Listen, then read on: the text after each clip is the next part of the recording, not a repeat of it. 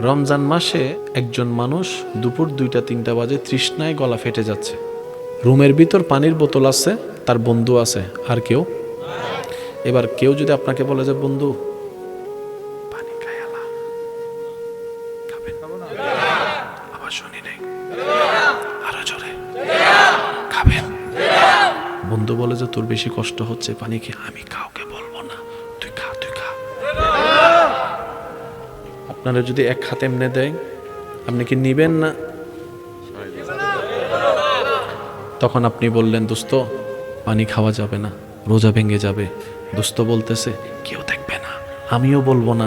তখন সেদিন আপনি না চাইলেও আপনার হৃদয় বলবে যিনি দেখার তিনি দেখতেছেন, যিনি দেখার তিনি দেখতেছেন। তা আল্লাহ রোজা দিলেন কেন জানেন? রমজান মাস আসলে আমরা কম বেশি সবাইকে আল্লাহকে ভয় করি, মানি। রব বলে যে 12 মাসের ভিতরে একটা রমজান মাস তোদেরকে প্র্যাকটিস করতে দিলাম। রমজানে যেরকম আমি দেখি এটা তুই বিশ্বাস করস, আমার জন্য গুনাহ ছেড়ে দিস। 11 মাসও তুই সেভাবে চলার চেষ্টা কর, তোর ভিতর আমি আল্লাহর ভয় চলে আসবে। ইত্তাকুল্লাহর নিয়ামত, বলেন সুবহানাল্লাহ। রমজান দিছে আল্লাহ পাক আপনাকে আমাকে ভয় শিখার জন্য। সত্যি করে বলেন, একটা মাস আসলে আপনাদের এলাকায় মানুষ একটু বেশি ভালো হয়ে যায়। কোন মাস? আমি বলবো না, আমি তো আপনাদের এলাকার না। আপনারা একটু বলেন কোন মাস? আচ্ছা ভাই, একটা মাস আসলে মানুষ কেমন যেন একটু ভদ্র হয়ে যায়। কোন মাস? একটা মাস আসলে অন্তত বেশিরভাগ মানুষের মাথায় একটু টুপি দেখা যায়। কোন মাস? একটা মাস আসলে বেশিরভাগ মসজিদে মানুষ বেড়ে যায়। কোন মাস? এখানে অনেকে আছে সিগারেট ধরছে কিন্তু ছাড়তে পারে না, ছাড়তে চায়, পারে না। আর এমন কাহিনী হয় যে ছাড়তে চায়, তার সামনে আইসে সবাই বসে সিগারেট খায়। আছে না এরকম? আমি সিগারেটটারে বুলে থাকতে চাইতেছি, হে আমার সামনে এসে জ্বালার উপর, বলেন জ্বালার উপর। তো যারা সিগারেট ছাড়তে চান, আমি আপনাদেরকে শুধু একটা পরামর্শ দিব ভাই হিসেবে, আপনারা ভেবে দেখবেন। রমজান মাসে রোজা রেখে সিগারেট খান? কথা বলে না। সকাল 10টায় সিগারেট খেতে ইচ্ছা করলেও খান, 2টা বাজে ইচ্ছা করলেও খান। যদি ইফতারের টাইমে খেজুরটা মুখে দিয়াই তোর দে বাথরুমের ভিতরে, আছে না নাই? শুধু আপনি মাথায় বসান, যে মানুষ সকাল 10টা, 11টা, 12টা, 1টা, 2টায় সিগারেট না খেয়ে থাকতে পেরেছে, সে চেষ্টা করলে মাগরিবের পরও না খেয়ে থাকতে। আল্লাহ রমজান দিয়েছে এই কারণে। আল্লাহ বান্দাকে বুঝাতে চায়, তুই 10টা বাজে না খেয়ে থাকছস না, আল্লাহ পারছিলাম তো, তুই 4টা বাজেও পারবি, 5টা বাজেও পারবি। বান্দা তুই চেষ্টা কর, সাহায্য আমার থেকে চা, রাস্তাটা আমি আল্লাহ সহজ করে দিব। রমজান থেকে আমরা আল্লাহর ভয় শিখলাম। কি শিখলাম? বলেন না, আল্লাহর কি শিখলাম? আল্লাহর ভয় যার ভিতরে থাকবে, গুনাহ অটোমেটিক কমবে। বলেন গুনাহ অটোমেটিক। আচ্ছা, আল্লাহকে খুশি করার জন্য আবার ইবাদতের দরকার আছে না নাই? এই ইবাদতের ভিতর যতগুলা নাম আপনারা জানেন, নামাজ, রোজা, হজ, যাকাত, একটু খেয়াল করে দেখেন, এক একটা এক এক রকম। রমজান মাসে রোজা, আবার হজের মধ্যে খাইতে পারবেন।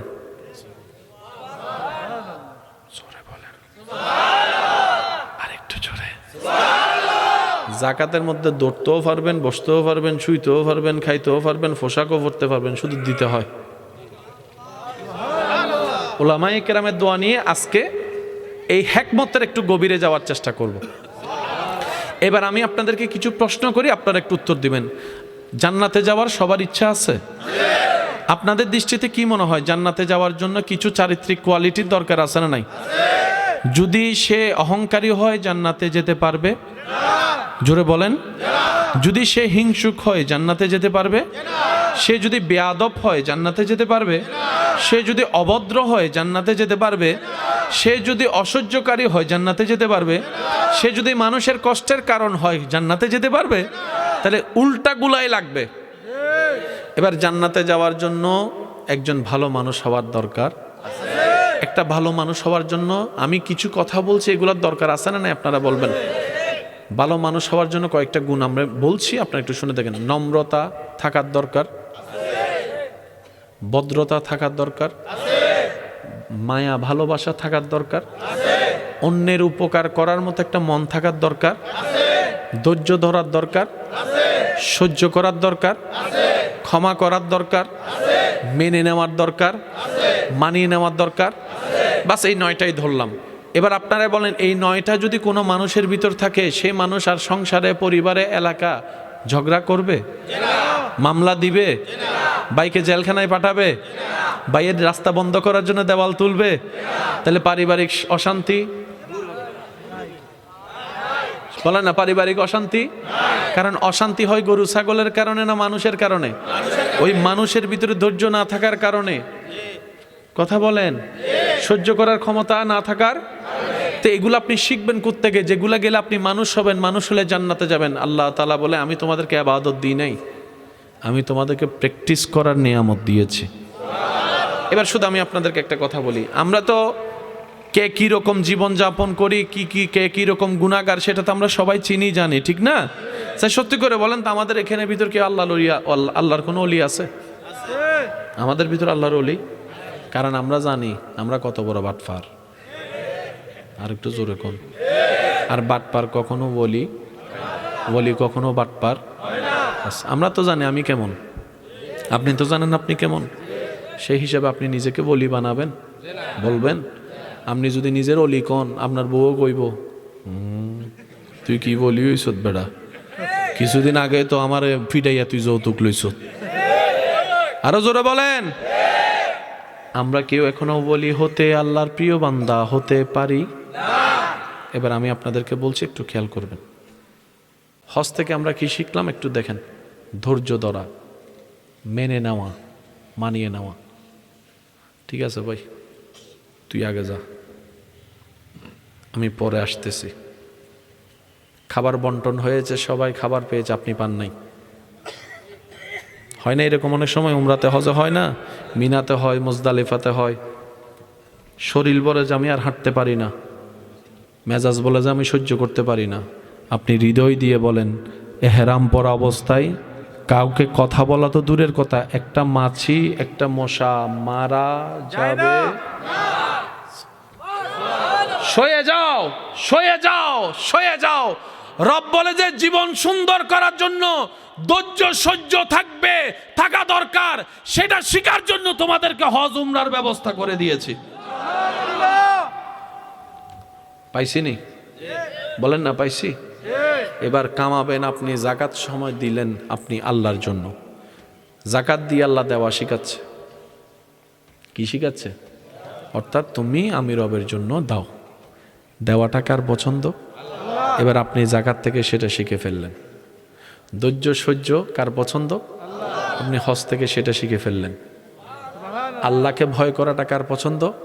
আপনি রমজান থেকে ভয়টা শিখে ফেললেন। এবার সব কিছু আপনার ভিতরে আসছে। সহ্য করা, ধৈর্য ধরা, মেনে নেওয়া, মানিয়ে নেওয়া, ক্ষমা করা, সব আসছে। এবার আপনি হবেন এলাকার, পরিবার, সমাজের জন্য একজন নেককার মানুষ। তখন আপনি মারা গেলে শুধু পরিবার কান্না করবে না।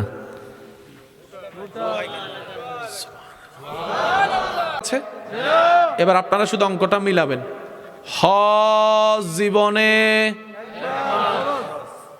যাকাত বছরে, রোজা বছরে, নামাজ 3 মাসে,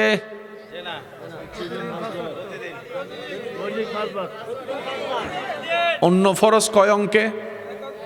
1। নামাজ তো কখনো একবার জানতে ইচ্ছে করে নাই, আল্লাহ সবগুলা দিলা 1, নামাজ দিলা কেন 5? অন্যগুলা দিলা হচ্ছে বছরে কিংবা জীবনে, নামাজ দিলা প্রত্যেক দিন। আমি আরো সহজ করে দিচ্ছি, যাদের শিকার আগ্রহ আছে, রবের প্রেম সাগরে ডুব দেওয়ার ইচ্ছা আছে, তারা একবার বলেন মারহাবা। হজ ফরজ। হজ কি? কালকে আপনার সকাল 9টায় ফ্লাইট। হজের ফ্লাইট কয়টায়?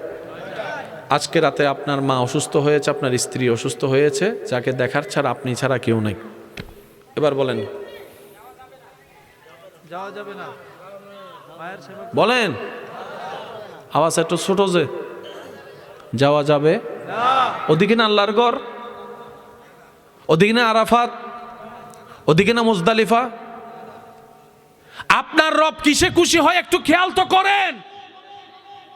জান্নাত কে পাবে? এক কথাই বুঝবেন, রব যার উপর খুশি হবে জান্নাতে তার ঘর হবে। রবকে খুশি করার জন্য কিছু কাজ লাগবে না? এই কাজগুলোর নামই তো আমল। এই আমলের ভিতরে একটা হচ্ছে হজ।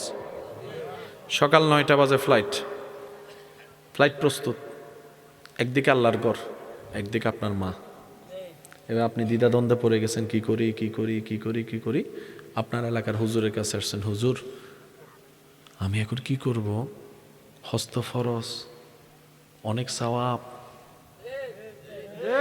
পা কি এখন ওদিকে দিব নাকি এদিকে আমার মা এদিকে দিব? হুজুর বলবে, আওয়াজটা একটু জোরে বলেন। এবার আমরা প্রশ্ন করলাম, হুজুর আল্লাহ না নারাজ হবে যদি কাবায় না যায়, হজ না করি? তখন হুজুর বলে, তুই আল্লাহকে চিনোসই নাই। তুই যদি আজকে তোর মাকে কষ্ট দিয়ে আল্লাহর ঘরে যাস, যে আশায় যাবি কিচ্ছুই পাবি না, বরং নেগেটিভ হবে। আর এমন হতে পারে তুই যদি আজকে মার দিকে যাস, তুই হজে না গিয়ে হজের সব পেয়ে যাবি। সত্যি করে বলেন, আমরা কি আল্লাহকে কখনো চিনার বোঝার চেষ্টা করছি? না, আমরা আমাদের মতো ভাবতে চাই সবকিছু। এবার তিনি হজে যান নাই। আল্লাহ তাআলা বলে, বান্দা মার দিকে তাক, বউয়ের দিকে তাক, স্বামীর দিকে তাক, বাচ্চার দিকে তাক, আমারটা পরে করলে হইব। কারণ আমি আল্লাহ আমার বান্দাকে বুঝি। ও বান্দা, তোরে আমার মতো কেউ বুঝবে না। আমি আল্লাহ বান্দাকে ছাড় দিই, আমার মতো কেউ তোরে ছাড় দিবে না। আমি আল্লাহ বান্দাকে সুযোগ দিই, তোর মা বাবা আমার মতো তোকে সুযোগ দিবে না। আমারটা পরে করিস। যারা বেশি মানতে চায় না তাদেরগুলা বুঝতে। উনি হচ্ছেন রব্বুল আলামিন। আমি সুবহানাল্লাহ শুনি নাই। জাকাত আপনার উপর ফরজ, আগামীকালকে আপনি জাকাত দিবেন। আজকে আপনি ঋণে পড়ে গেছেন, কি দিবেন? জাকাত না ঋণ? জোরে বলেন। আল্লাহ পাক বলে, আমারটা বাদ দাগে মাই, বান্দারটা দে। কারণ আমি হাজার গুনাহ থাকলেও তুই তওবা করলে মাফ করে দিব। এই মানুষ এক পয়সা ফাইললো ছাড়তো না, কিয়ামতের ময়দানে তোর আটকায় রাখবো। আগে তারটা বুঝতে। আরো জোরে। এবার হজের মধ্যে সুযোগ আছে না নাই? জাকাতের মধ্যে সুযোগ আছে না নাই? এবার রোজার সময় আসলো, আপনি যাবেন নর্থ বেঙ্গলে, রোদের তাপ, রোজা রাখার কোনো সুযোগ নাই। ইসলাম বলে রোজা না রাখলেও চলবে সফর অবস্থায়, পরে রাখিস। এবার আমি প্রশ্ন করব, আপনার উত্তর দিবেন। হজের মধ্যে আল্লাহ ছাড় দিছে নাকি দেয় নাই? রোজাতে, হজে, জাকাতে। এবার সে বান্দা এত সুযোগ পাইয়া, আপনারা তো জানেন কিছু কিছু মানুষের বদভ্যাস আছে, আসতে দিলে বসতে চায়, বসতে দিলে শুইতে চায়, শুইতে দিলে খাইতে চায়, খাইতে দিলে থাকতে চায়, থাকতে দিলে জায়গাটা দখল করতে চায়। আছে না এরকম? অনেক জায়গার বারাটিয়া মালিক হইয়া বসে গেছে, কিছু কথা কয় না। অরিজিনাল মালিককে কেউ চিনেও না, বারাটিয়ারা সবাই মালিক মনে করে। বান্দা যখন এত সুযোগ পেয়েছে বিভিন্ন ইবাদতে, এবার সে নামাজও সুযোগ খুঁজে। আল্লাহ যে শীত পড়ছে, ঠান্ডা পানি ডাক্তারে ধরতে মানা করছে। আল্লাহ বলে তায়াম্মুম কর। সুবহানাল্লাহ। কই কি সে ভাই ওদিকে? কি সে ভাইয়া? সমস্যা? আচ্ছা, ওই আসলে শীতকাল তো ছোট আওয়াজ অনেক বড় শোনায়। গরমকাল হলে তো 3-4টা ফ্যান থাকতো, আওয়াজ এটা আর লাগতো না, ঠিক না? যাক, এখন মানুষের সুযোগ একটু পাইলে আরো বেশি চায় না? হজ, রোজা, জাকাত এগুলা কার? নামাজও কার? আল্লাহ সবগুলাতে ছাড় দিছে, কিন্তু নামাজের বেলায় দেখেন আপনি পানি দিয়ে ওযু করতে পারছেন না, রব বলে যে গরম পানি দিয়ে কর। গরম পানি দিয়ে পারবেন না, মাটি দিয়ে কর। এবার আপনি বললেন, আল্লাহ আমি এই শীতে মসজিদে যাইতে পারবো না।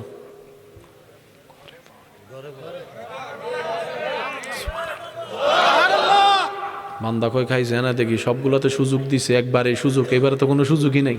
এবার বান্দা কই, আল্লাহ কোমরে ব্যথা, দাঁড়াইতে পারি না। সুবহানাল্লাহ কইতেন না? বান্দা কয় আল্লাহ বসতো বেশিক্ষণ পারি না। আল্লাহ আমার ঠোঁটে দুইটা বিসি উঠছে, আওয়াজ করতে পারি না, মনে মনে বল। এমন কি জান যাওয়ার 1 মিনিট আগেও যদি ওয়াক্ত হয়ে যায়,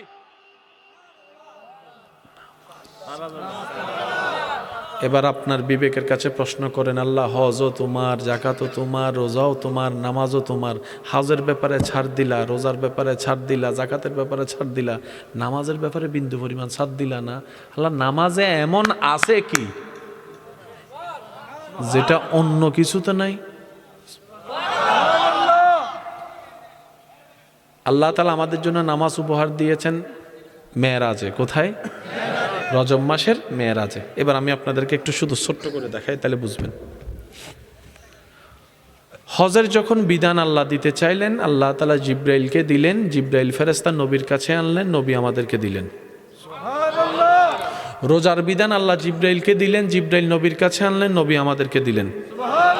জাকাতের বিধান আল্লাহ জিব্রাইলকে দিলেন, জিব্রাইল নবীর কাছে পৌঁছালেন, নবী আমাদেরকে দিলেন। এবার নামাজের যখন বিষয় আসলো, জিব্রাইল বলে আল্লাহ হজ রোজা জাকাত যেভাবে আমাকে দিয়েছো আমাকে দাও, আমি পৌঁছাই দিই। রব বলে যে না, যাকে দিব ওনাকে নিয়ে আসেন। হায় হায় হায়, আরো জোরে বলেন না। হজ দিয়ে আসো, জাকাত দিয়ে আসো, রোজা দিয়ে আসো, নামাজ আমার নবীকে নিয়ে আসো। এমন কি আছে এটাতে? তর্ক তো অনেক করলাম, ঝগড়া করে তো জীবন পার করে ফেললাম, কালো দাড়ি সাদা হয়ে গেল, অর্জন কি করলাম? আয়নার সামনে দাঁড়ায় নিজেকে প্রশ্ন করলেই পুরা জীবনের হিসাব আপনার সামনে চলে আসবে। হয়তো আপনিও বলবেন আমার মতো। একটু জোরে বলেন। অন্যের দোষ যত তাড়াতাড়ি চোখে পড়ে, কেন আফসোস আমার নিজের দোষ আমার চোখে পড়লো না? অন্যের বিচার করার জন্য তো আমি বিচারক সেজে গেলাম 1000 বার, কিন্তু নিজের দোষের বেলায় তো বারবার কেমন জানি উকিল সেজে বসেছিলাম। অন্যের দোষ না করলেও চাপাই দোষ দিয়েছি, তুই দোষী, তুই দোষী, তোকে সাজা পেতেই হবে। নিজের বেলায় কিংবা নিজের আপনদের বেলায় যখন আসে, তখন শুধু জায়গা খুঁজি আর ফাঁক খুঁজি কিভাবে তাকে নিরপরাধ প্রমাণ করা যেতে পারে। আমরা তো মানুষ হতে পারিনি ভাই, মানুষ হতে পারিনি। বিশ্বাস করেন, যেদিন আপনি মনে প্রাণে মানুষ হওয়া শুরু করবেন, সেদিন আপনার টেনশনের কারণে রাতের ঘুম উধাও হবে না। আপনি গাছতলায় বসেও রোদের ভিতরে ঘুমাতে পারবেন। তবে আমি একটা জিনিস জানতে চাই সবার কাছ থেকে, ইজ্জতের জীবন চাই নাকি বেইজ্জত? অশান্তি চাই নাকি শান্তি? দুঃখ চাই নাকি সুখ চাই? অভাব চাই নাকি সচ্ছলতা চাই? যাদের দরকার এগুলা, আজকের আলোচনা তাদের জন্য। আলহামদুলিল্লাহ। অসুস্থ হলে আমরা ডাক্তারের কাছে যাই, ডাক্তার আমাদেরকে চেক আপ করে প্রেসক্রিপশন দেয়। প্রেসক্রিপশনে দেখবেন ডাক্তার ওষুধ লেখার আগে বয়স জিজ্ঞেস করে। যদি আমি ভুল বলে না থাকি একটু আওয়াজ দেন। ডাক্তার সাহেব, আমার বয়স জেনে আপনার লাভ কি? বলে যে লাভ আমার নয়, লাভ তোমার। আমি বললাম কি লাভ? বলে যে আমি যদি বয়স ছাড়া অনুমান করে ওষুধ দিয়ে দিই, এমজি যদি না মিলে কাজ হবে না। অনেক সময় দেখবেন বয়স জিজ্ঞেস করবে, হাইট জিজ্ঞেস করবে, ওজন জিজ্ঞেস করবে, সব কিছু মিলে আপনার রোগের প্রতিষেধক ওষুধ দেয় ডাক্তার। এবার বলেন, ওষুধের নাম জানা থাকলে কি চিকিৎসা দেওয়া যাবে? বোঝা তো লাগবে, ঠিক না? আমরা বেশিরভাগ মানুষ জীবন না বুঝে জীবন চলি। মা বাবার সেবা না করলে সবাই দোষ দেয় কাকে? সন্তানকে। বলেন কাকে? আমার কথায় কেউ কষ্ট নেবেন না। প্রত্যেকটা ঘটনার পিছনে একটা ঘটনা থাকে। আজকে যেটা শীত বাড়ছে, আজকে যেটা দেখতেছেন, 30-40 বছর আগে আমাদের কিছু ভুলের কারণে আজকের দিনটা আসছে। আগে ঋতু ছিল কয়টা? 6টা। একটু কথা বলেন। 6টা। এখন খুঁজলেও 3 ঋতু ভালো করে পাওয়া যায় না। এখন তিনটা ঋতু আমরা দেখি, সেটা হচ্ছে যে বর্ষাকাল, গ্রীষ্মকাল, শীতকাল। আগে বর্ষাকাল কখন আসবে একটা নির্ধারণ সময় ছিল। গত 5 বছর ধরে কখন যে বৃষ্টি পড়বো আবহাওয়া অধিদপ্তরও জানে না। কিছু কথা বলেন, আরো জোরে বলেন না। আগে বসন্তকালে কোকিলের ডাক শোনা যেত, এখন মিস্টার কোকিল নিজে কনফিউজড, এটা কি বসন্তকাল না হেমন্তকাল? যুবকরা আওয়াজ দিয়ে বলেন না, ঠিক কিনা? এই যে 6টা ঋতুর পরিবর্তন তো গরু ছাগলের কারণে হয়নি, আমাদের জীবন চলার ব্যর্থতার কারণে হয়েছে। কথা বলেন, ঠিক কিনা? দিন দিন গরম বাড়তেছে, দিন দিন শীত বাড়তেছে, একটা সময় গিয়ে দেখবেন এটা মাইনাসে চলে আসছে। একটু জোরে বলেন না। এবার সব কিছু মিলে দেখা যায় গাছ দরকার ছিল পরিবেশ সুন্দর থাকার জন্য, গাছ কাটেছে কারা? আমরা। গাছ কাটার দোষীকে? নিজের দোষ বলে না, আরো জোরে বলেন। গাছ কাটার দোষীকে? খাল বড়াইছি, নদী বড়াইছি, আরো জোরে। তারপরে ধোঁয়া তুলছি, পাহাড় কাটছি, সব বেজালের মূল কষ্ট আমাদের কাঁধে। আল্লাহ পাক বলে যে আমি তোরে আম দিলাম, বছর একবার খাইস। এক জিনিস প্রতিদিন খাইলে এটা মজা লাগে না। আমরা সালাকি ফাকদামি করে 12 মাসের আম বাইর করছি। আল্লাহ পাক বলে যে আমার চাইতে বেশি বুঝলি কেন?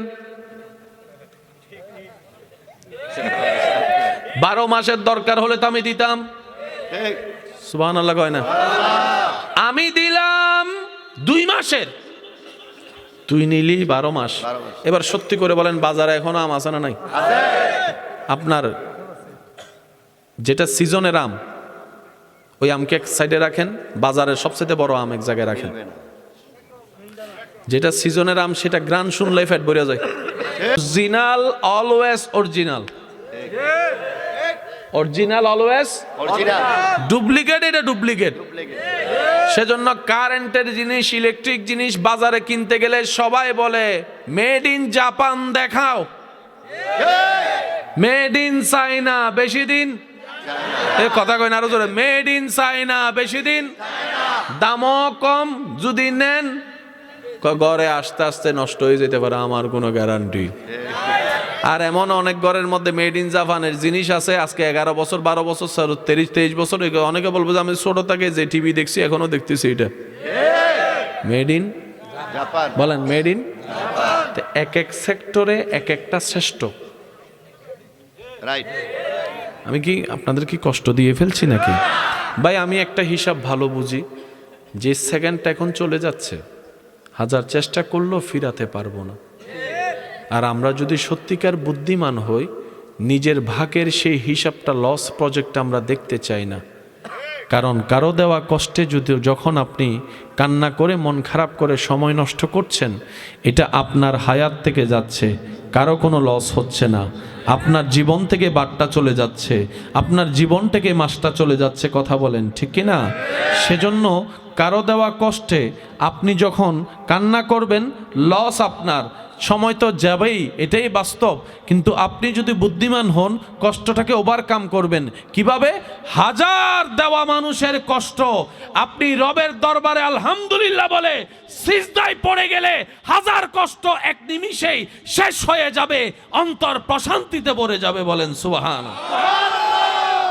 লাভ আপনার। কিসের লাভ? প্রথম লাভ দেখেন, কষ্টটার কষ্ট লাগে না, টেনশনটার টেনশন লাগে না, কান্নার থাকে। উল্টা সিজদা দেওয়ার কারণে আল্লাহ তাআলা আপনার গুনাহ মাফ করে দিবে। আল্লাহ চাহে তো আপনাকে জান্নাতের রাস্তাও দেখায় দিবে। মনে রাখবেন, আপনার ভাঙ্গা মন কারো কাছে দাম নাই, আপনার চোখের পানির মূল্য কারো কাছেই নেই। যারাই মূল্য দিবে, বেশিরভাগ মানুষ স্বার্থের কারণে চোখের পানি মুছে দেওয়ার চেষ্টা করে। কথা বলেন, ঠিক কিনা? যতক্ষণ স্বার্থে পক্ষে থাকে, আপনার মাথায় হাত বুলাবে, আপনার হাত শক্ত করে ধরে বলবে আমি তোর সাথে আছি, কেউ থাকুক আর না থাকুক। যখন বিপদ চলে আসে, সেকেন্ডের ভিতরে চেহারা পাল্টায় যায়। অনেক সময় আপনরা পর্যন্ত স্বীকৃতি দেয় না পরিচয়ের, আপন রক্তের। কথা বলেন, ঠিক কিনা? আর সেই সময় রব বলে যে বান্দা আমি আছি এখনো তোর সাথে। সেজন্য বুদ্ধিমানরা সম্পর্ক লাগায় সেখানে যেখানে কোনো ব্রেকআপ বলতে শব্দ নাই, আর বোকারা সম্পর্ক লাগায় সেখানে যেখানে করুণা আসলে বলে যায় হেট ইউ। এই যে কথা বলে না, আমার কথা কি কষ্ট পাচ্ছেন? যতই ভালোবাসা থাকুক, এখন যদি কয় যে তোর জামাইরে করুণা ধরছে, তোর বউরে করুণা ধরছে, কয় রুম ওইটাতে ফালা, টেবিলের মধ্যে বাদ দিবে যে সেটাকে সুন্দর করে একটা ট্রে দিয়া বাঁশ একটা দিয়া এমনে দিব, ল তুমি আমার ডার্লিং না, আমার একটু হাতটা ধরো, তুই মরলে মর, আমার টাইম এখনো অনেক আছে। বাস্তব নাকি অবাস্তব আপনারা একটু জোরে বলেন। সেজন্য এই স্বার্থপর দুনিয়ায় দিল লাগাতে নেই, এখানে দেহ লাগাই চলবেন, দিলটা রবের সাথে লাগাবেন। সুবহানাল্লাহ বলেন।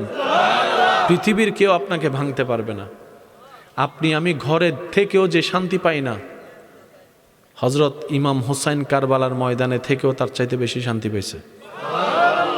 আপনি আমি নিরাপদ সড়কে থেকেও যতটুকু শান্তিতে নাই, ইব্রাহিম নবী নমরুদের আগুনের সামনে থেকেও তার চাইতে বেশি প্রশান্তি ছিলেন।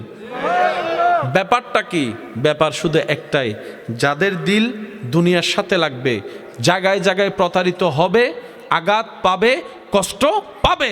আর যাদের দিল নবীর প্রেম দিয়ে, রবের বই দিয়ে সজ্জিত হয়ে রবের রহমতের দরবারের সাথে লেগে যাবে, রব্বুল আলামিন বলে যে তোর কোথাও কাউকে লাগবে না, হাসবুনাল্লাহ তুই বল, তোর জন্য আমি আল্লাহ একাই যথেষ্ট হয়ে যাব, দুনিয়াও তোর জন্য সাজাই দিব, আখিরাতও সুন্দর করে দিব, যদি খুশি করতে পারি জান্নাতও তোর নামে করে দিব। সুবহান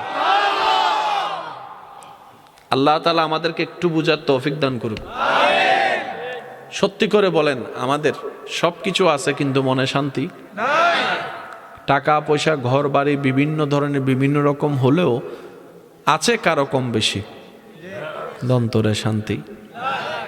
আমাকে একটু আওয়াজ দিয়ে বলবেন, যে শান্তিটা আল্লাহর দরবারে সিজদা দিলে পাওয়া যায়, এই জীবনে কোথাও এই শান্তি কখনো পেয়েছেন?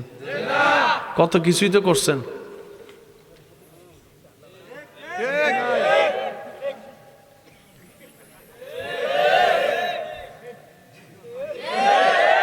সত্যি করে বলেন, আপনার রবের দরবারে সিজদা দিয়ে সুবহানা রাব্বিয়াল আলা বলে যে শান্তিটা এখানে পাইছেন আর কোথাও নাই।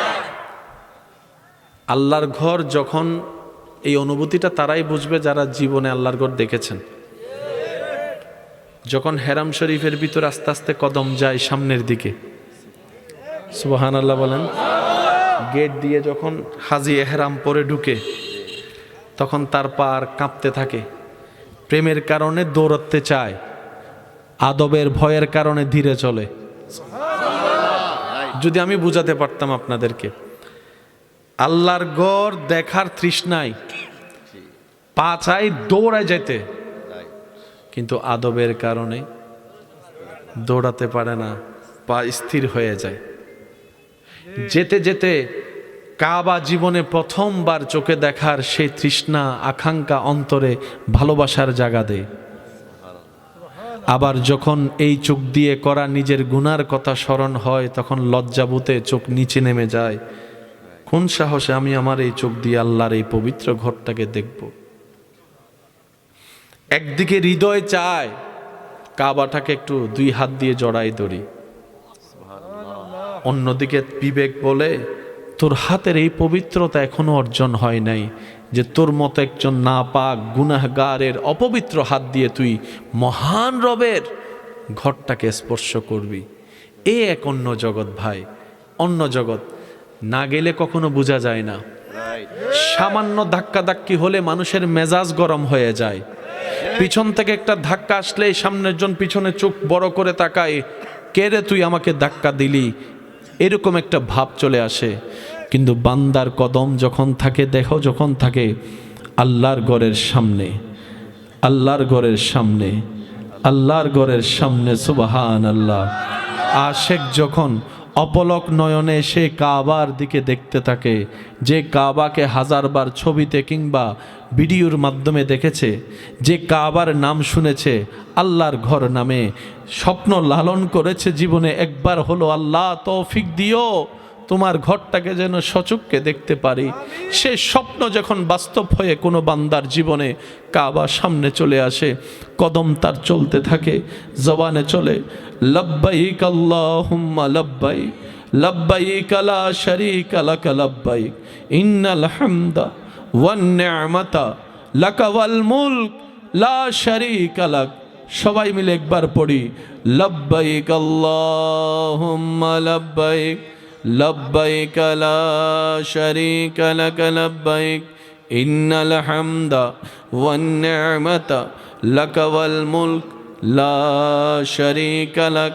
শেষবারের মতো লব্বাইক আল্লাহুম্মা লব্বাইক লব্বাইক লা শারীকা লাক লব্বাইক ইন্নাল হামদা ওয়ান নি'মাতা লাকা ওয়াল মুলক লা শারীকা লাক।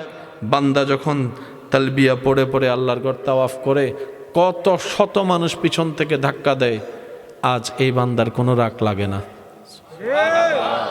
কত বড় বড় পাওয়ালা পায়ের উপর চাপা দেয়, আজ সে বান্দার কোনো রাগ লাগে না, ঝগড়া করতে ইচ্ছা করে না, বকার পরিবর্তে বকা দিতে ইচ্ছা করে না। এক অন্য জগৎ হারিয়ে যায়। ভিতর বলে তোকে ধাক্কা দিয়েছে, ঈমান বলে খবরদার, ইহরাম পরে তুমি রবের দরবারে দাঁড়িয়েছো, আওয়াজ করার কোনো ক্ষমতা নাই। ধৈর্য শিকার জন্য আল্লাহ তোমাকে কাবা তওয়াফ করতে পাঠিয়েছেন। নামাজ কয় ওয়াক্ত ভাইয়া? জোহর থেকে আসরের সময়টা। জুমার দিন আসলে খেয়াল করবেন, জুমা পড়ে আসতে না আসতে, ভাত খাইতে না খাইতেই আসর থেকে মাগরিব, মাগরিব থেকে এশা, এশা থেকে ফজর, ফজর থেকে জোহর। আল্লাহ সেটিং এমনভাবে কেন করছো? রব বলে যে এগুলো বুঝে বুঝে ইবাদত করো, সেটাই আমি চাই। সুবহানাল্লাহ কি আরো জোরে বলা যাবে? রুকুতে রবের প্রশংসায় আমরা বলি সুবহানা রব্বিয়াল আযীম, সিজদায় পড়ি আলা। আজিমও তো রবের, আলাও তো রবের, পার্থক্য কি?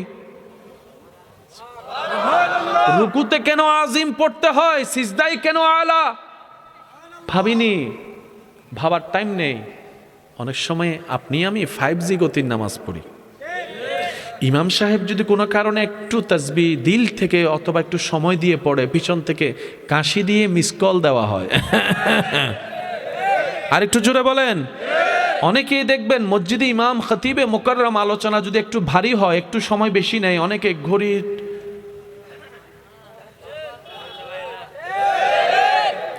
কত বড় স্পর্ধা আমাদের। যিনি সময় দিয়েছেন আমাদের জন্য, ওনার জন্য সময় দিতে আমরা সময় দেখি দেরি হয়ে যাচ্ছে, দেরি হয়ে যাচ্ছে, দেরি হয়ে যাচ্ছে। কতটুক বিবেক লোপ পেয়েছে আমাদের, নিজেকে প্রশ্ন করলেই দেখা যাবে। হাসরের বিচার পরে করেন, দুনিয়ার বিচারে নিজেকে রাখেন। আপনি নিজেও আমার সাথে একমত হয়ে বলবেন, আমার মতো পাপী আর কেউ নাই, আমার মতো অপরাধী আর কেউ নাই। রবের দরবারে কোন মুখ নিয়ে দাঁড়াবো সেই দিন, যে রব না চাইতে এত কিছু দান করেছেন আমাকে, আমি কেমনে দাঁড়াবো সেই রবের সামনে? আপনার অন্তর কেঁপে উঠবে। দেখবেন যখন আপনার ভিতরে রবের রহমত আসা শুরু করবে, বিশ্বাস করেন ভাই, আপনার আর আগের মতো কারোর সাথে ঝগড়া করে সময় নষ্ট করতে ইচ্ছা করবে না। যখন রহমতের চাদর আপনার উপর আসবে, রবের রহমত, তখন আপনার কারো দোষ খুঁজতে ইচ্ছা করবে না, প্যাঁচ লাগাইয়া কারো বিয়ে ভেঙে দিতে ইচ্ছা করবে না, ভাই ভাইয়ের মধ্যে ঝগড়া লাগাই দিতে ইচ্ছা করবে না। আপনি আপন মায়ের পেটের ভাইকে মামলা দিয়ে অন্যায়ভাবে জেল জুলুম করতে ইচ্ছা করবে না, তখন ইচ্ছা করবে সবাই ভালো থাকুক। যখন আপনার হৃদয়ে রবের রহমত আসা শুরু হবে। আপনার জানা মতে এই পৃথিবীতে সবচেয়ে পাওয়ারফুল আমাদের নবীর চেয়ে তার কেউ আল্লাহর কাউকে দেয়? যিনি আঙ্গুল তুলেছেন চাঁদ 2 ভাগ, সুবহানাল্লাহ বলবেন না? যিনি শুধু আঙ্গুল তুলেছেন, চাঁদ 2 ভাগ রব করে দিয়েছেন। যিনি হাত তুলেছেন, আল্লাহ ডুবন্ত সূর্যকে আবার উল্টায় ফেরত দিয়েছেন। এই নবী, যিনি নবীদের ইমাম, ইমামুল আম্বিয়া, সে নবী 2-3 দিন ঘরে খাবার নাই, যার ঘরের খাদেম জিব্রাইলের মতো ফেরেশতা, যার নাতিদের জন্য জান্নাত থেকে আল্লাহ পোশাক পাঠায়, ওনার ঘরে 2-3 দিন খাবার, মক্কারে এসে ওনাকে হাজার কথা বলে। নবীজি চুপ করে হাসি মুখে চলে যায়। জিব্রাইল বলে, ইয়া রাসূলুল্লাহ, একবার শুধু হুকুম দেন।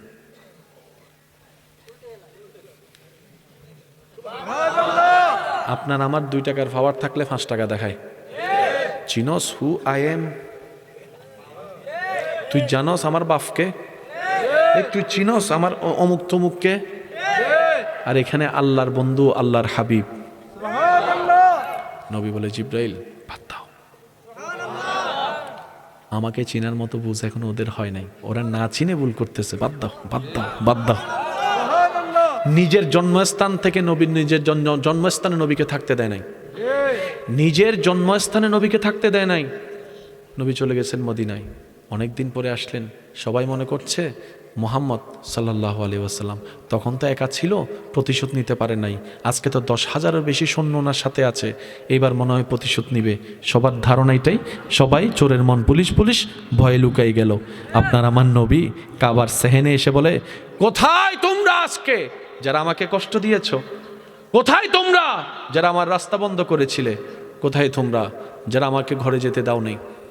কোথায় তোমরা যারা আমাকে পাহাড়ে বন্দি করে রেখেছিলে? কোথায় তোমরা যারা আমার উপর কালমা পড়নেওয়ালার উপর অত্যাচার করেছো? আসো আসো আসো। সবাই অবাক, হয়তো প্রতিশোধই নিবে। নবী বলল, চিন্তা করিও না, সবাইকে আমি মাফ করে দিয়েছি। আপনি সেই নবীর উম্মত, আপনি আপনি আপনি আপনি আপনি সেই নবীর উম্মত হয়ে দেন না আপনার ভাইকে একটু মাফ করে দেন না, দেন, ছেড়ে দেন। আপনার চাচাকে ছেড়ে দেন, আপনার জেঠাকে ছেড়ে দেন, দেন না, বাদ দেন। আর কত মামলা, জুতার তলাক হয় ছাড়া কিচ্ছু হয় না, সময় নষ্ট হওয়া ছাড়া কিচ্ছু হয় না, রাতের ঘুম হারাম হওয়া ছাড়া কিচ্ছু হয় না। এবার আপনি বলবেন, ভাই আমার হকের জিনিস আমি কি ছেড়ে দিব? আমি বললাম, ভাই আমি আপনাকে ছাড়তে বলিনি, আমি আপনাকে বেশি নিতে বলেছি। যদি আমি বুঝাতে পারতাম, আমি আপনাকে ছাড়তে বলিনি, বেশি নিতে বলছি। এবার আমার ভাই বলে, আমি একটুখানি জায়গা, এবার আমার বেশি কি? এটাই তো পাচ্ছি না, বেশি কি পাবো? আমি বললাম, ভাই দেশীয় নাগরিক হিসেবে যে জায়গায় মামলা দিয়েছেন এটা আপনার ইচ্ছা, তো বান্দা হিসেবে রবের দরবারও তো মামলা দেওয়ার একটা সুযোগ আছে। ওই মামলাটা কি দিয়েছেন? বলে যে আমি তো ওই মামলা বুঝিনি। আমি বললাম, ভাই শ্রদ্ধার সাথে বলি, মামলা দিতে গেলে বাপের নাম, মার নাম, অনেক কিছুই লাগে। দেশের মামলায় আপনাকে বিচার করা হবে দেশীয় নাগরিক হিসেবে। কথা বলেন না ভাইয়া?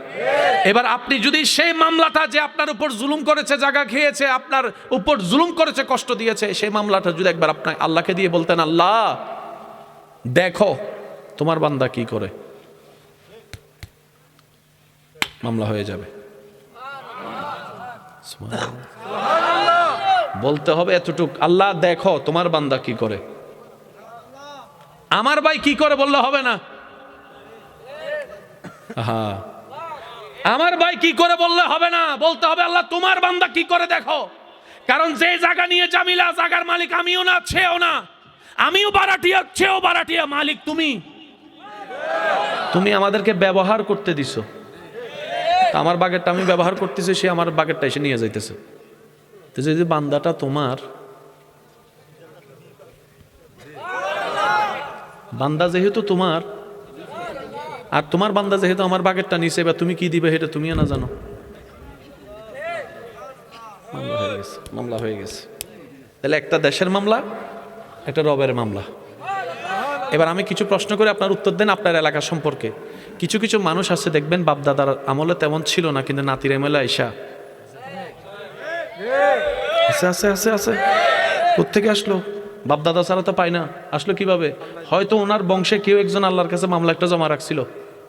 আর আল্লাহর ওয়াদা হচ্ছে, মান জাআ বিল হাসানাতে ফালাহু আশরু আমসালিহা। আমি রবের নামে যে এক ছাড়বে, আমি আল্লাহ সর্বনিম্ন তাকে 10 গুণ বেশি দান করবই করবই করব। আমরা তো লাভটা নিতে জানি নাই। আমরা তো বলছি, মায় এক বাপের সন্তান হলে সাহস থাকলে গাছের পিছনে আসো, খেলা হবে। ভুল বলছি মনে হয়? হ্যাঁ, মায়ের বুকের দুধ খাইলে সামনে আয়। ওরে আল্লাহ রে, যারাই করছে তারাই ফেল হইছে।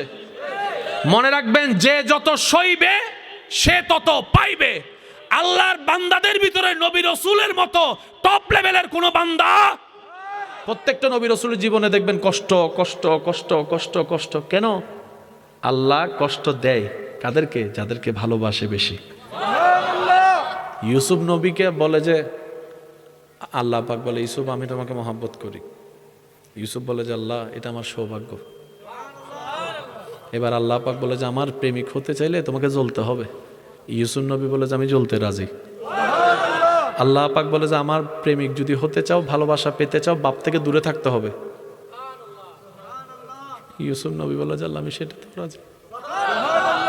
আল্লাহ পাক বলে ইউসুফ আমাকে ভালোবাসলে কলঙ্ক অপমানিত হতে হবে, সবাই তোমাকে খারাপ জানবে, তোমার জীবনের অনেক বয়স, জেলখানায় চলে যাবে, বিনা অপরাধে সাজা। ইউসুফ নবী বলে যে আল্লাহ তোমার প্রেমে যদি সেটা নিতে হয় আমি ইউসুফ সেটাও নিতে রাজি। আল্লাহ পাক বলে ইউসুফ ছোটবেলায় মা হারাতে হবে, কূপে থাকতে হবে। ইউসুফ বলে যে আল্লাহ আমি সেটাতেও রাজি। আল্লাহ তুমি যেমনে করে খুশি হবা আমি ইউসুফ সেভাবে থেকে খুশি হয়ে যাবো। সুবহানাল্লাহ। এমনি হয় নাই ভাই, এমনি হয় নাই, হয় নাই। আমি কষ্ট দিয়ে দিচ্ছি মনে হয় আপনাদেরকে। ইব্রাহিম নবী আল্লাহর খালিল, আল্লাহর বন্ধু, কেমন প্রেমিক ছিলেন ভাই, কেমন প্রেমিক ছিলেন। বাপ হয়ে নিজের সন্তানের গলায় ছুরি রেখে দিয়েছেন আল্লাহর নামে। ওনাকে আল্লাহ খালিলুল্লাহ বানালেন, খালিলুল্লাহ। ফেরেশতা জিজ্ঞেস করে আল্লাহ তোমার বন্ধু খলিল তুমি বলছো, কেন তুমি খলিলকে বন্ধু বানালা, ইব্রাহিমকে বন্ধু বানালা? আমি যদি আপনাদেরকে একটু বোঝাতে পারি, আমি সার্থক মনে করব নিজেকে। একটু কল্পনা করেন, নমরুদ প্রস্তুত, আগুন প্রস্তুত, সবাই তাকিয়ে আছে, দাঁড়িয়ে আছে। আল্লাহর প্রেরিত নবী ইব্রাহিমকে আসামি বানিয়ে ঝুলানো করা হয়েছে। মান না অপমান? বলেন না। আল্লাহর জমিনে আল্লাহর নবীকে অপমান করা হচ্ছে। আল্লাহ তাআলা ওনার প্রেমের পরীক্ষা নিতেছে। আল্লাহ পাক বলে যে ইব্রাহিম তোমাকে আমি দোয়ার ক্ষমতা দিলাম, দোয়া করলেই কবুল, কিন্তু আমি দেখতে চাই আমার জন্য তুমি কতটুকু সইতে পারো। সুবহানাল্লাহ বলবেন না? আজকে আপনাকে আমাকে যদি আল্লাহ 2 মিনিটের দোয়া কবুলের সুযোগ দেয়, পুরা এলাকা উল্টাই ফেলবো, আগুন লাগাই দিব, কানা করে ফেলবো, মানুষ মেরে ফেলবো বদদোয়া করে করে। সেজন্য আল্লাহ আমাদেরকে দেয় না। আল্লাহ কাদেরকে দেয় জানেন? যারা সইতে পারে তাদেরকে দেয়। যে অস্থির পাবলিককে আল্লাহ দেয়, নালে তো দোয়া করে করে বদদোয়া করে করে সব মেরে ফেলবে। ইব্রাহিম নবী আগুনের সামনে হাজার জনে হাজার কথা বলতেছে, ও দেখ বন্ড নবী, এই যদি আল্লাহর নবী হইতো আগুনে কি তারে জ্বালাইতে পারতো, এই হাজার কথা। ইব্রাহিম নবী শুনে শুনে মুসকে মুসকে হাসে। তো জগৎ জিজ্ঞেস করে আগুনের সামনে আপনার ভয় লাগে না? ইব্রাহিম নবী বলে যেদিন থেকে এই হৃদয়ে রবের ভয় ঢুকাইছি, সৃষ্টি আমাকে আর ভয় দেখাইতে পারে না। যেদিন থেকে স্রষ্টার ভয় অন্তরে, সৃষ্টি আর ভয় দেখাতে পারে না। তোরা যেটাকে আগুন দেখছিস, আমি ইব্রাহিম সেটাকে আমার প্রেমের পরীক্ষা দেখতেছি। এবার একটু খেয়াল করেন, সময় অনেকক্ষণ পার হয়ে গেল, ইব্রাহিম নবীকে ফেলে দিছে। যুবক ভাইয়ের একটা আওয়াজ দিবেন, উপর থেকে নিচে নামতে সময় বেশি লাগে নাকি নিচে থেকে উপরে? উপর থেকে নিচে নামতে সময় কি লাগে? লিফটে খেয়াল করবেন, নিচে থেকে উপরে যেতে গেলে যতই লিফট হোক সেকেন্ড কিন্তু 3-4টা বেশি লাগবে। এখন ইব্রাহিম নবী কি নিচে থেকে উপরে যাচ্ছে নাকি উপর থেকে নিচে? বলেন না। তো যে জিনিস যত ভারী সেটা তত তাড়াতাড়ি পড়ে। একটু যদি খেয়াল করতেন, স্পিডটা দেখেন। এখন একই জিনিসটাকে যদি আমরা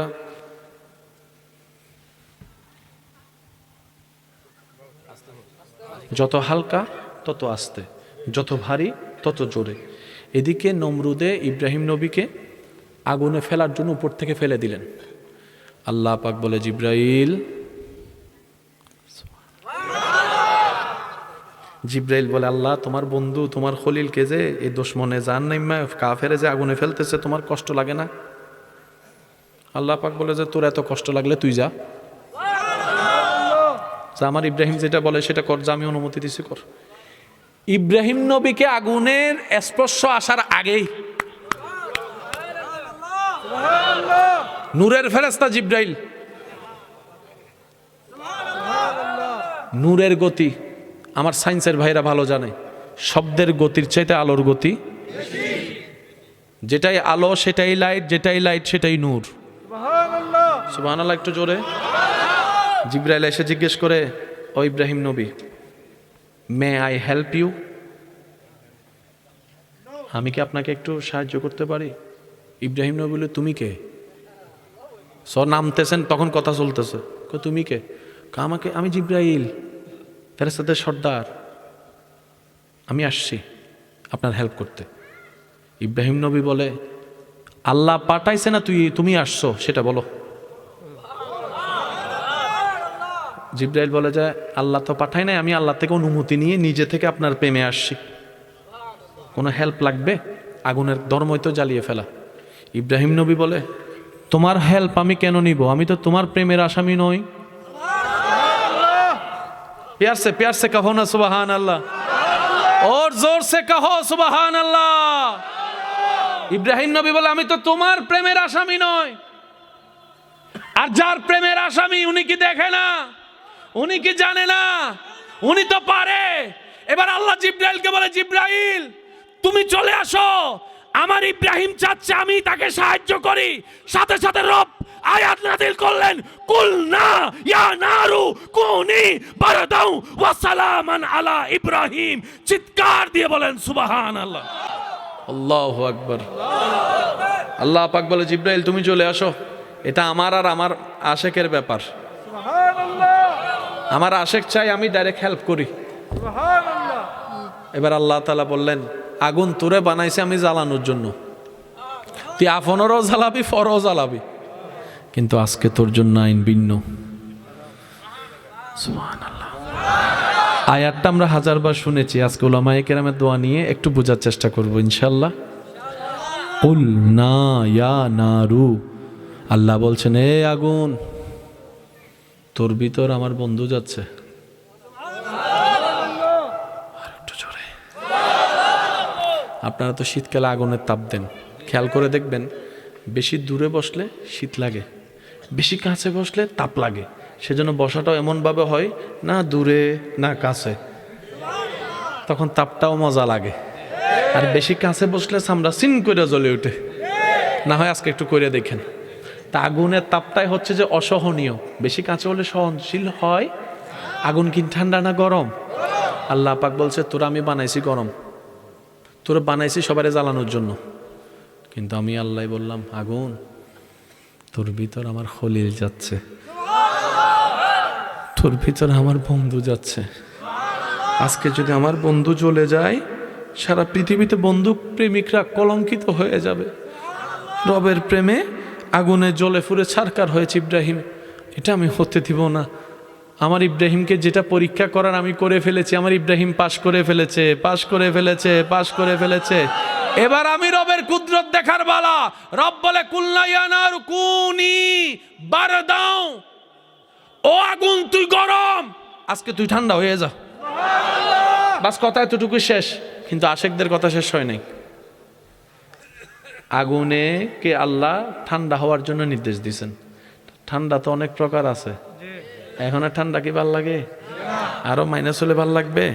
শীতকাল কিন্তু সবার ভালো লাগে, কিন্তু এই শীত তো এখন যদি টেম্পারেচার খুব কম হয়ে যায়, ইব্রাহিম নবী যদি ওখানে যায় পুরো বরফ হয়ে যায়, কষ্ট হয়ে যাবে না? আল্লাহ কোরআনে বলছেন, এই আগুন তুই ঠান্ডা হ। ইব্রাহিম আগুনে বলে, আল্লাহ কেমন ঠান্ডা হব, কত মাত্রা?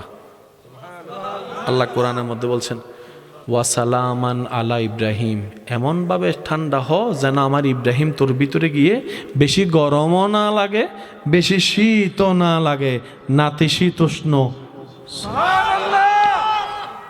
সেজন্য মনে রাখবেন, যারা রবের আশেক, নবীর প্রেমিক, আল্লাহ তাদেরকে কখনো একা ছাড়ে না। কোনো না কোনোভাবে পৃথিবী যদি তাদের থেকে দূরেও সরে যায়, হাত ছেড়ে দেয়, তখনও রব্বুল আলামিন গায়বীভাবে তাদেরকে সাহায্য করে। সুবহান আল্লাহ তাআলা আমাদের সকলের হাজিরি কবুল করুক। 5 ওয়াক্ত নামাজের সাথে বন্ধুত্ব রাখার তৌফিক দান করুক।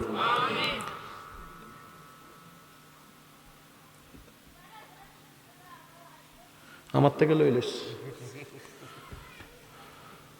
আল্লাহ তাআলা আমাদের সকলের উপস্থিতি এবং হাজিরিকে কবুল করুক। আমিন।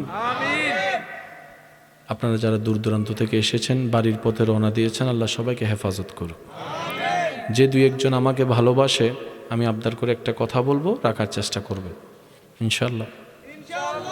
সবাই তার ভালোবাসেন না, যে দুই একজন বাসেন আর কি, তাদেরকে আবদার করে বলার অধিকার তো আছে, অনুমতি আছে।